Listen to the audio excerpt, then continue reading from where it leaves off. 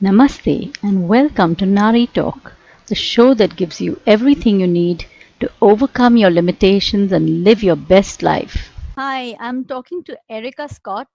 She's a consent educator based in Nelson, British Columbia, Canada. Her passion is working to create a more consensual, more compassionate world. She developed the fun, interactive workshop, Consent Culture Intro, which will be published in a book form in 2020. Last month, she trained several Delhi facilitators to lead the Consent Culture Intro workshop, and she plans to return to India next year to train more facilitators in more cities. Hi, Erica. Hi, Yeah, namaste. namaste. It's lovely to connect with you after meeting you at the Karmaveer, workshop. Not the workshop, the Karmaveer event, Karmaveer award event. And I was really amazed to hear your story, and I was amazed at your courage and the fact that you have chosen to take your life experience and turn it into something positive, and give back and teach people about how to have healthier relationships, and can you tell us a little bit about how you started out, and why we need consent, why we need to understand the concept of consent? Yes, thank you. So I was sexually abused as a child, and it really shattered my boundaries. And it took me quite a while to learn how to have uh, healthy boundaries, healthier. I like to say healthier boundaries because I don't think any of us has 100% healthy boundaries, and something we're always learning, Yeah. and there are always new challenges. So I've had many life experiences that have helped me to survive what I went through and get to the point of being able to thrive and um, wake me up to the fact that I have more to offer, and that this is something that is needed by a lot of people. I would say pretty much everybody.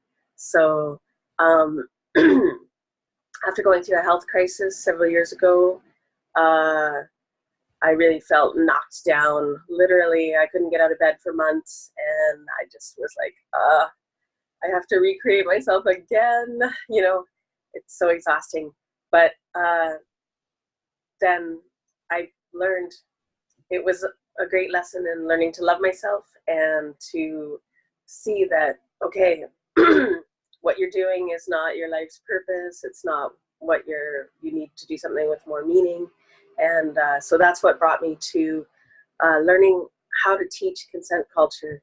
And I love it. So, and I feel like it's really needed. A lot of people don't understand until they do it how much it can help them. So uh, that's what I'm doing right now, is trying to get it into the schools and places where people will, it's kind of ironic, but I want to force people to take consent culture training. So, It has to be consensual. yeah. the, con- the consent culture training. I like that. So what I wanted to ask you, Erica, how would you define consent, and why is it important to learn about consent? So consent has been defined several different ways. For a long time, people just said no means no, and that's great. And then it became you have to get a verbal yes, and then it became anything but an enthusiastic yes is a no, and that's really great for a lot of reasons. Hmm. So what I'm teaching in my workshops is, let's take it another step and say, how can we collaborate? How can we play together nicely? Because consent, people think, oh, that's one person asks for something and the other person says yes or no, but it's really never that simple. Hopefully more than one person is asking for what they want, and then that makes it a kind of collaboration. So I define consent culture as what happens when you have two or more people who are collaborating to have the most mutually agreeable interactions possible. Hmm. That's a nice, empowering way to look at it. I like that. So, I mean, is consent only for sexual relationships, or does it go beyond that in terms of looking at relationships on the whole, you know? No, it goes way beyond that. And that's part of the problem, is that we learn from the time we're very little, we're being taught uh, unconsciously and consciously that we don't have total physical autonomy, that if we say no, it can be, we can be yelled at, we can be told Mm. we're bad. Yeah. Um, and and also a lot of bullying behaviors and uh, unfortunate status stuff that follows us for our whole lives, and then translates into sexual miscommunication when we get older. And we're socialized differently, depending on our gender, depending on our culture. We all have different communication styles. It's a wonder that we ever come together and get anything done at all. Really, at all. Yeah. But you know, the fact that the human race is thriving shows that we do, I guess. Right? We try somehow, but we can get better. You know, we live in a world now where it's really normalized that we have sexual assault and that we have bullying, and I think we can turn that around. But we have a lot of things to unlearn. And so you were Yes. asking about sexuality. It's not just about sexuality. It really goes deep. It really goes to the core of who we are, and if we are all equal or not, and if we're all treated that way, you know. Hmm. And Yes. so also some people think, okay, consent is about legality. It's about, you know, if you do this, then it's illegal. Hmm. Well, yeah, of course we want to steer away from illegal activities, but it's much more than that. It's more like, how can we be better human beings to each Hmm. other? We don't have to. We can do better than, you know, the legal limit. You know what I mean? Yeah, legal limits are just, I mean, they're just basic guidelines. I mean, and why do you have to go to legalities when it comes to relationships? In relationships, you should have your own understanding of what, you know, what the other person wants, and that should be completely mutual. Like you said, it has to go beyond, it has to be a collaboration, right? That's right. That's right. And Yes, there's a lot to unlearn. yes. Um, so that's a big part of the workshop, is exercises that help us really look at, oh, this is what I do. Oh, Hmm. why do I do that? You know, Yeah, yeah. most people have a much harder time saying no than they even realize. Um, most people struggle with saying no, and most of us struggle with hearing no graciously. Yes. So these are things we can practice and get better at. And yeah, that's a big part of Yeah, it. yeah, that's a big part of it. And in India, we have a huge problem when it comes to consent, right? We absolutely don't understand that because it's never taught. Consent is never taught. It's never even brought up. Like, you know, from the time we're little children, we are not taught that we have body autonomy, that we have control over, you know, that we can say yes or no to not hugging someone or not being, you know, physically affectionate with someone that we don't want to be, right? I mean, we are, that's why there's so much sexual assault in childhoods from people that we know, uncles, family members, because young children are never taught that they can say no to a certain interaction.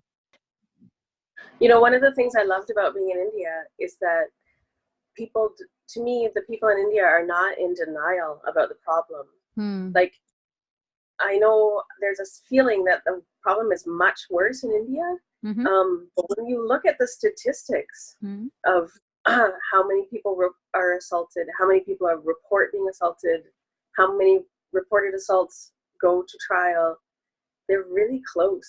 It's not that different. Hmm. And I really think all those problems you just talked about, it's true everywhere. It's definitely true here in North America as well. Hmm. Um, it might be better in some places, like in some Scandinavian countries, Hmm. but I think pretty much all over the world we have these issues, and I think it just in some places people are more in denial. That's Um, true. and I actually found that kind of refreshing in India, that people were like, yeah, we know this is a problem and we want to do something about it. Whereas Mm-hmm. I find here, there's a lot more of like, what are you talking about? Why would consent education? There's no problem, you know. So yeah, but all those things you talked about, it's all happening here too. Yeah, yeah. The statistics are very, it's it can be overwhelming when you What look do at you how the problem is everywhere. yeah, what do you think is at the root of the problem, Erica? What have you found that the kind of attitudes and the kind of conditioning that's at the root of the problem? Right. I really think it does come down to how we're conditioned as children. Um, so if you look at, it's not a totally gendered thing. At first, I thought, okay, this is something women have a hard time saying no, and men have a hard time hearing it. But Mm. after thinking for a while, I'm realizing it's really a human condition, and there is a gendered aspect to it. There is, but in general, people have a hard time saying no. In Mm. general, people have a hard time hearing no. Yeah. But when you look at how girls and boys are socialized, they did an experiment with some kids in London several years ago, and they were 6-year-old kids. They separated them up into girls and boys, and they had a nice lady come and make them lemonade. Okay. And but she put salt in the lemonade, and when she poured everybody their lemonade, the boys were like spitting it out right away, like, yeah, this is terrible. I'm not drinking this. And the girls were all like, um, thank you. It's not my favorite, but yum yum. You know, so, and this is at 6 years old already. This is where we're at. And I mean, just think about how that extrapolates when you have one gender that's taught to be assertive, go for what they want, that their status depends on getting what they want. And then you have another gender that's socialized to be nice, avoid confrontation. Uh, their status depends on being liked and being included. I mean, it's no wonder what how that extrapolates to when we then become sexual with each other. It's amazing to me that we ever figure it out at all. Yeah, Um, that's right. so people talk about toxic masculinity, but Mm. we also need to be talking about toxic femininity, which to me is what I just described. This eagerness to please others above your own well-being. Yes. Um, Yes. and that can be a problem for all people. It doesn't have to be a woman's. No It doesn't have to problem. be a woman. There are lots of men who have people pleasing and Yes. trouble saying no Yeah. problems. Yeah. But this is part of the problem, and um, it would work fine if humanity was made up entirely of people who all operated this way. But unfortunately, there are predators, and there are because of the different socializations, you end up with these dynamics where um, one person is going for what they want and the other person is having a really hard time expressing their needs, um, expressing their boundaries. Mm. So so what we teach in the workshop is both practicing knowing what your boundaries are and expressing them, Mm. but also practicing hearing other people's uh, boundaries, hearing their attempts to express their boundaries, and how to make it easier for people around you to express their boundaries. Right. Right. Right. And be Which is something honest. that, Yeah. Yeah. Yeah. yeah, Be which on. is something that men appreciate from the workshop, is having a way to make it easier for people around them to express their boundaries and Yes. take the awkwardness out of hearing no. So, yeah. Right, right. I mean, do you think of course there are different kinds of people at different levels of evolution, right? And I don't know how many of them would be open to hearing that message. Of course, there are men who believe that it's their God-given right to, uh, Mm, take what they want. We see that in mhm, America because with mhm, the president himself being, mhm, you know. kind of a predator, I would say. Yes. Yeah. Yeah. To put it, I'm not going to be diplomatic about that. Yeah. That kind of consent, do you see that that's a dangerous precedent, right? We're setting a dangerous precedent for accepting men in power, or women in power for that matter, anyone in power being having Yeah. control over others, and being able to us impose themselves on others. So what can we do about that? How can we change that kind of, what do you see we can, what do you think we can do about that? That's right. Yeah. Unfortunately, bullying and entitlement are being glorified. And I'm just hoping that this, rise in fascism, basically, that we're seeing all over the world is a Yes. is a an ending. I'm hoping that it's a last gasp. Not to think that we'll Fingers suddenly be in crossed. utopia and nothing bad will ever happen again, No, yeah. but I am hoping that we're on the verge of a breakthrough. And what I see with people on a day-to-day level and in interpersonal interactions, that there is an evolution happening. Um, there is compassion happening, and but I am wanting to get this to, um, although of course it's open to any age. I am really wanting to get this to younger people. Yes, because that's where the change happens, I think, right? That's where we can make a change in mindset and conditioning, because that's where it starts, right? And my workshop is actually fun. It's really fun to do. People, there's a lot of laughter. Mm-hmm. People have fun with it. And I think we learn better when we're doing things and when we're laughing. So it's a lot of exercises and interaction and discussion. And a lot of times I hear things like, "Oh, like I can't believe I haven't had this conversation before," and "Oh, it's so simple once you do it, but I didn't think of it before." And so I really think if we can get this to young people, uh, we can, yeah, make it a change faster.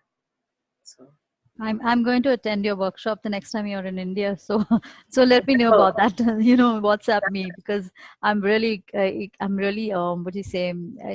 I'm really excited about seeing how that works. unfortunately, I don't have fixed dates yet for when I'm Mm, coming back to India. yeah, I hope it will be within the year. But I also did train several people in India to give the workshops. yeah. So they will be happening. And I know that some of them are intending to get started in January. Okay. So we can get people hooked up to that. But right now, my focus is on getting it happening here in Canada to a larger extent. Yeah. And there's a book coming out this year. I need to get an online course happening. Oh, So yeah, wow. The online course yeah, will be very exciting. Yes, so yeah. that's That's mhm. my very next project Yeah, here right, right. in January. So um, and so I will be focusing on really getting boots on the ground here in North America this spring and summer, and then hopefully I'll be able to come back and tour uh, later in the year, later in 2020. In India. Oh, that would be wonderful. That would be wonderful. I'd love to catch up again with you after our That, meeting at in Delhi. That's really good. I mean, I was so amazed hearing your story and everything. So, Erica, another thing I want to ask you is, I think see another place that we have that we I think consent education is very important is in the corporate world, because we hear of the Me Too movement and so much stuff that is all completely about consent, right? That's all completely about lack of consent and a miscommunication and cross messages. So I see, I in my personal experience also, I've had experiences as a woman, as I'm sure any woman has had, where men misunderstand you for being friendly and for being, open and compassionate, and they take that as an invitation, to yeah. hit on you. So, how do we prevent this as women? How do we prevent getting our messages crossed? Do you have any suggestions for that? Oh, that's a tough one. Yes, I experienced that while I was in India as well. There were a couple of times where I was just my normal friendly self, and it was clearly taken as some kind of invitation. Mm, But that happens here as well. yeah. Um, See, this is a thing that I don't think it can be just women that prevent this. That's why I would really like to get the training to everyone. Yeah. But when you do practice saying no and expressing your boundaries, it does help to when you come into those situations where you understand that you're expressing a boundary and the other person is not hearing it or seeing it, and be able to communicate about that more clearly and earlier before it can become more of a problem. That's really all you can do is express to people, I didn't ask for that. This isn't what I want. Um, I need to be asked before you do things like that. One of the things I do in my workshop is do demonstrations of how to deal with that. When, you've done the workshop and now you understand what the rules of consent are, but you're going out into a world where most people don't. How do you deal with that when they cross your boundaries? And of course, it depends on how serious it is and how dangerous it is. Sometimes it's not safe to say, no, you've crossed my boundary. Sometimes you have to go along with what's happening in order to survive. Mm-hmm. So to know what different situations are. And that brings up part of what happens in work scenarios. Often there's a power imbalance. Usually there's a power imbalance. Bullies do not pick on people who are of the same or higher status than them. Yes, it just doesn't true. happen. Yes, that's true. They pick on more vulnerable people who have less power in the situation. Mm-hmm. And so you're often in a very complicated situation where you might feel like your job is on the line. You might feel like your ability to have a future in that corporation or in that career is on the line, and that you need to not anger the other person. Most of us want our bosses to like us. So, I mean, in that case, it really it really is the responsibility of the person with more power in the situation to make sure that there is consent, and that if they have a lot more power than the other person, they shouldn't be asking for touch or suggesting that they would like touch. It shouldn't be happening at all. And that they need training to realize that. And it's a really tough situation if you find yourself in that position. Yeah. I think everyone needs to do what they need to do to survive and get through, and no judgment. Every situation is very different. That's true. Do you believe that all these, we have all these posh educators for prevention of sexual harassment educators in India now? That's becoming quite a big thing, right? As a part of soft skills training, and in corporates, it's become very very important to have a posh educator come in and train people. So, do you think this consent education needs to be part of that? I would love that, and I did. Yeah. A couple of the people that I trained also do POSH training. Yeah. So love to connect with POSH more as well. And I definitely think that I can add another element to their training. Yes. A lot of times in corporate training, in civil, so I don't know about in India, but here civil servants get training usually once a year. And also in the military, they get training. A lot of times it's just a movie. If they show a movie, and there are a lot of great movies out there about preventing sexual harassment, but unfortunately, just sitting and watching a movie isn't enough. And people get up the movie and they make jokes about what they saw, and they carry on. So that's why in my workshop we do interactive exercises and we have discussions. It just has a way more of a lasting impact. It's much more effective. Absolutely. I think a bit of role play also, and bringing in situations where you might face this, or something that someone has already experienced, talking about past experiences. I think that would really help, get the message through, right? Right. Some kind of experiential learning, because just Yes. watching a movie doesn't really change mindsets enough to change behavior. No, Yeah, no. A lot of times people don't take it seriously, yeah. and they've done studies. I don't have the exact statistics, but experiential learning is much more effective. Much more Yeah. effective, yes, absolutely. When you do stuff and when you see other people's reactions to your behavior, I think that makes a whole lot of difference, right? To changing behavior and to changing the way you are going to look at situations in the future. And And I, then, yeah, you know, other people's reactions, and also too, I think a lot of times people are like, "Oh, that was my reaction. Oh, that surprises me that that was my reaction." You know. yeah, So. yeah. And I think this consent education needs to become an essential training for leaders, especially Yes. leaders in any organization.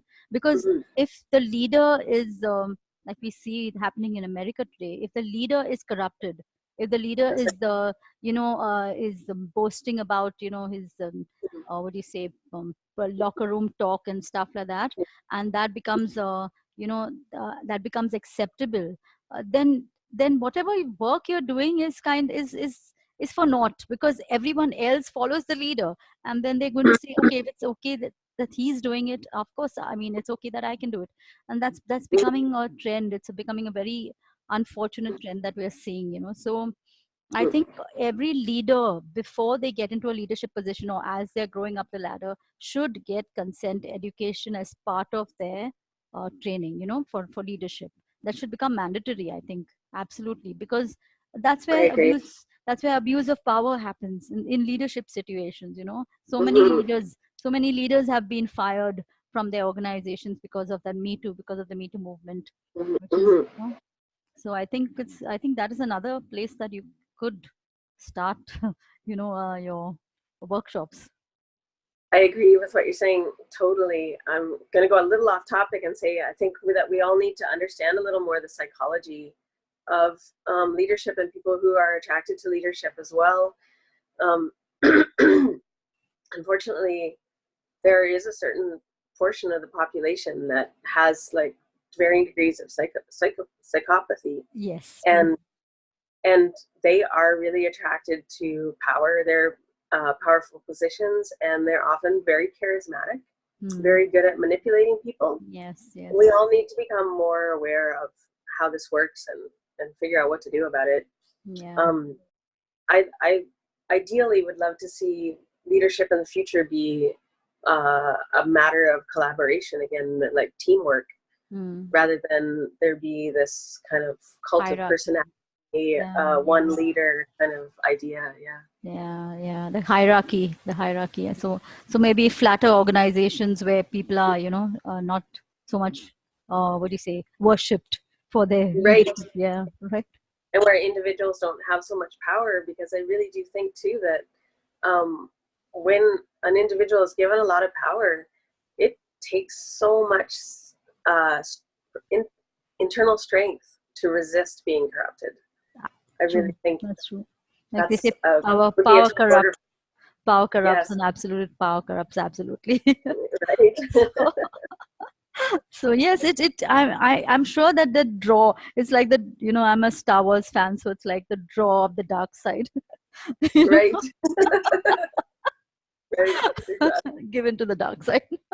Yeah. So yeah, so I love this discussion we're having. I think we are a bit out of time, but Yeah.